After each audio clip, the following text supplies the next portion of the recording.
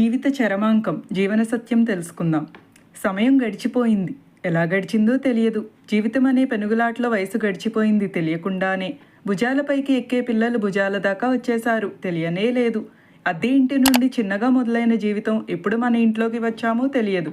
ఆయాసంతో cycle pedal కొడుతూ కొడుతూ కారులో తిరిగే స్థాయికి ఎప్పుడొచ్చామో తెలియదు.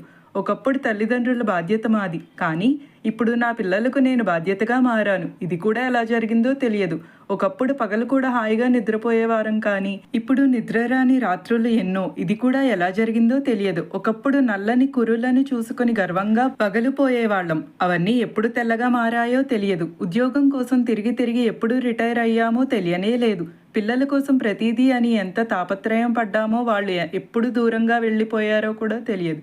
రొమ్ము విరుచుకొని అన్నదమ్ములో అక్క చెల్లెండ్ల మధ్య గర్వంగా నడిచేవాడిని. ఎప్పుడు అందరూ ఎలా దూరమయ్యారో తెలియదు.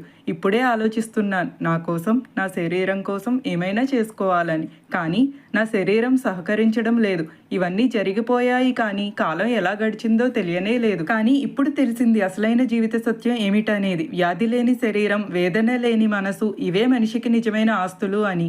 ఎవరి కోసం ఎవ్వరూ ఉండరని, నీకు మాత్రం నీవే తోడు అని తెలుసుకోవాలని. Patience and silence are two most powerful energies. Your patience makes you mentally strong and your silence makes you emotionally strong.